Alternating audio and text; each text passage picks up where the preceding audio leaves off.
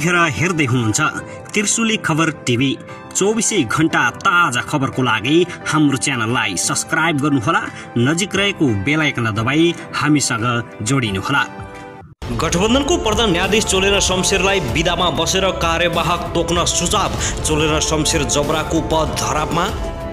एकाएक नेकपा एमालेका उपाध्यक्ष भीम रावलको यति ठुलो घोषणा। नेकपा एमालेका अध्यक्ष केपी शर्मा ओलीलाई इतिहासकै ठुलो झक्का। अध्यक्षमा निर्वाचित केपी शर्मा ओलीलाई अमेरिकाले दियो बधाई। को सक्कली साथी हो, समस्या तल होइन माथि हो। केपी शर्मा ओली। सुदूरपश्चिम प्रदेशको अध्यक्ष भण्डारीलाई बनाउने एमालेको तयारी। भीम रावलको ठोकुवा। पार्टीलाई विधि र पद्धतिमा हिँडाउन अन्तिमसम्म प्रयास गरे तर पनि सकिन। ओलीलाई बधाई दिए अमेरिकाले भन्यो, हामी निष्पक्ष तथा धाँधली रहित चुनावको पक्षमा छौँ। अब हाम्रो नारा राजा आऊ देश बचाऊ होइन, जनता आऊ राजा ल्याऊ हो। राप्रपाका अध्यक्ष कमल थापा। राप्रपालाई ईश्वर पोखरेलको आग्रह। हिजो के भयो छाडिदिउँ, अब सहकार्य गरौँ।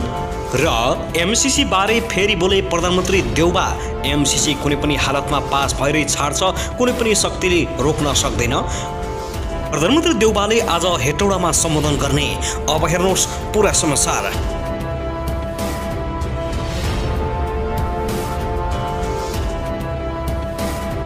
दर्शकबिन नमस्कार, तपाईहरुलाई हार्दिक स्वागत छ हाम्रो च्यानल त्रिशुली खबर टिभीमा। यदि हाम्रो च्यानललाई अहिलेसम्म सब्स्क्राइब गर्नुभएको छैन भने सब्स्क्राइब गरी नजिक रहेको बेल आइकन दबाई हामीसँग जोडिनुहोला। दर्शकबिन सदा झैं आज पनि हामी तपाईहरुमाझ निकै महत्त्वपूर्ण खबरका साथ उपस्थित भइसकेका छौं। यो भिडियोलाई अन्तिमसम्म हेरी हामीले साथ दिनुहोला। दर्शकबिन हाम्रो मेहनतको लागि एउटा सानो लाइक गर्न भने नभुल्नुहोला।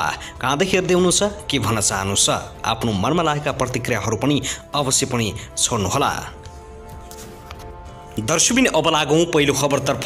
राष्ट्रिय प्रजातन्त्र पार्टी राप्रपाका अध्यक्ष कमल थापाले सडकबाटै राजसंस्था पुनर्बहाली गरिने दावी गरेका छन्। बुधबार सुरु भएको पार्टीको एकता महाधिवेशनलाई सम्बोधन गर्दै उनले संसदको 2/3 पर्खेर नभई लाखौं जनता सडकमा उत्रिएर राजा फर्काउने ठोकुवा गरेका हुन्।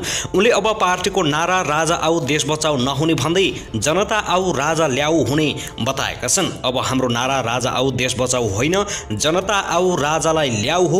जुन दिन राप्रपाले काठमाडौँको सडकमा 1 लाख भन्दा बढी मानिस निरन्तर उतार्न सक्छ, त्यो अवस्थामा संविधानको 2/3 बहुमत पर्खेर राप्रपा बस्दैन। संसदको शक्ति र सडकको शक्तिबाट राजालाई नागार्जुनबाट नारायणहिटीमा राख्ने काम जनताले गर्ने उनले बताएका छन्। हिन्दू राष्ट्रको स्थापनाका लागि पनि संविधानको 2/3 बहुमत पर्खेर बस्नुपर्ने अवस्था नरहेको थापाको भनाइ छ। हिन्दू राष्ट्र स्थापनामा तुलनात्मक रूपमा केही सजिलो भएको उनले दावी गरेका छन्। त्यसैगरी यता भने नेकपा एमालेका नवनिर्वाचित वरिष्ठ उपाध्यक्ष ईश्वर पोखरेलले राष्ट्रिय प्रजातन्त्र पार्टीलाई सहकार्यका लागि आह्वान गरेका छन्। काठमाडौँमा बुधबार सुरु भएको राप्रपाको एकता महाधिवेशनमा शुभकामना व्यक्त गर्दै वरिष्ठ उपाध्यक्ष पोखरेलले विगतलाई बिर्सन र सहकार्य गर्न आह्वान गरेका हुन्। राप्रपाका नामबाट हिजो के भयो छाडिदिउँ, एमालेको नामबाट के भयो त्यो पनि छाडिदिउँ। विगतले 2 चीज मात्रै दिन्छ, त्यो हो शिक्षा र अनुभव। पोखरेलले भने, अब हामी साना साना मुद्दामा विभाजित भयो भने देशले झन् ठुलो सङ्कट बेहोर्नुपर्छ। यस्तो दुर्भाग्य नआओस्। हामीहरू देशको हितमा एकताबद्ध भएर अगाडि बढ्नुपर्छ। विषय र मुद्दाले एकै ठाउँमा उभिन सकिने भन्दै पोखरेलले त्यस दिशामा अघि बढ्नुपर्ने जोड दिएका छन्। हामीहरूलाई कुनै चिजलाई एकतामा बाँध्न सकिँदैन। मुद्दाले विषय र एजेन्डाले एक ठाउँमा बाँध्न सक्छ। नेकपा एमाले र राप्रपा बीचको सम्बन्धनको कुरा पनि मुद्दा र एजेन्डाले एकै ठाउँमा ल्याउन सक्छ। त्यस दिशामा हामी अगाडि बढ्नुपर्छ, पोखरेलले भनेका छन्। आफू कम्युनिस्ट पार्टीको मान्छे भए पनि सिद्धान्तका ठेलीहरूले केही नहुने भन्दै जनताको जीवन र समृद्धिका लागि काम गर्नुपर्ने दावी गरेका छन्। हिजो के भन्यौँ, कसो भन्यौँ छाडिदिउँ। अहिलेको अवस्थामा जनता र देशको अवस्था बदल्ने मुद्दामा एक ठाउँमा उभिएर जानुपर्छ, पोखरेलले थापालाई भनेका छन्। दर्शकबिन त्यसैगरी यता भने सत्तारूढ 5 दलका शीर्ष नेताहरूको बैठकले प्रधान न्यायाधीश चोलेन्द्र शमशेर जबरालाई बिदामा बसेर कार्यवाहक प्रधान न्यायाधीश तोक्न सुझाव दिएका छन्। आज बिहान प्रधानमन्त्री निवास बालुवाटारमा बसेको 5 दलका शीर्ष नेताहरूको बैठकले लामो समयदेखि अदालत अवरोध भएको र प्रधान न्यायाधीश बिरामी परेकाले तत्काल कार्यवाहक न्यायाधीश तोकेर अदालतको काम कारबाही अगाडि बढाउन सुझाव दिएका हुन्। बैठकपछि सञ्चार मन्त्री एवं सरकारका प्रवक्ता ज्ञानेन्द्र बहादुर कार्कीले भने प्रधान न्यायाधीश बिरामी भएकाले तत्काल कार्यवाहक प्रधान न्यायाधीश तोकेर सर्वोच्च अदालतको काम कारबाही अगाडि बढाउन सुझाव दिने गठबन्धनले निष्कर्ष निकालेको छ। प्रधान न्यायाधीश जबरालाई कोरोना भाइरसको संक्रमण भएपछि सशस्त्र प्रहरी अस्पतालमा उपचार भइराखेको छ। बैठकमा प्रधानमन्त्री शेरबहादुर देउबा, माओवादी केन्द्रका अध्यक्ष पुष्पकमल दाहाल प्रचण्ड, नेकपा एकीकृत समाजवादीका अध्यक्ष मालकुमार नेपाल, जनता समाजवादी पार्टीका अध्यक्ष उपेन्द्र यादव, राष्ट्रिय जनमोर्चाकी दुर्गा पौडेल लगायतका नेताहरू सहभागी भएका थिए। दर्शकवृन्द, त्यसैगरी यता भने नेकपा एमालेको 10औं राष्ट्रिय महाधिवेशनबाट अध्यक्षमा निर्वाचित भएका नेता केपी शर्मा ओलीलाई अमेरिकाले बधाई तथा शुभकामना दिएको छ। बुधबार काठमाडौँ स्थित अमेरिकी दूतावासले विज्ञप्ति जारी गर्दै प्रमुख प्रतिपक्षी दल नेकपा एमालेका अध्यक्षलाई बधाई दिएको हो। ओलीलाई बधाई दिँदै अमेरिकाले लोकतन्त्र, पारदर्शिता, उत्तरदायित्व र निष्पक्ष तथा धाँधली रहित चुनावको पक्षमा आफू रहेको समेत बताएको छ।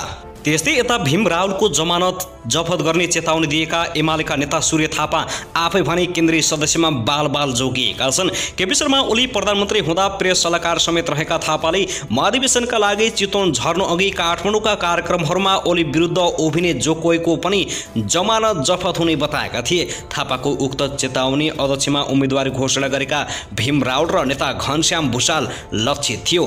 तर थापाले भने जस्तो रावल र भुषालको जमानत जफत भएन। रावलले प्रतिस्पर्धात्मक मत ल्याउन नसके पनि खसेको मतको 10% भोट कटाएका छन्। उपाध्यक्षका उम्मेद्वार भुषालले पनि सम्मानजनक मत पाएका छन्। त्यसो त भीम रावल भुषालको हार अनपेक्षित होइन, जुन परिस्थितिमा महाधिवेशन गरिएको थियो। त्यसैले रावल अध्यक्ष निर्वाचित हुने अवस्था पनि थिएन, बरु अरूलाई जफतको चेतावनी दिने उनी थापा भने केन्द्रीय सदस्यमा 100 भन्दा थोरै मत ल्याएर केन्द्रीय सदस्य निर्वाचित हुने 10 जनामा परेका छन्।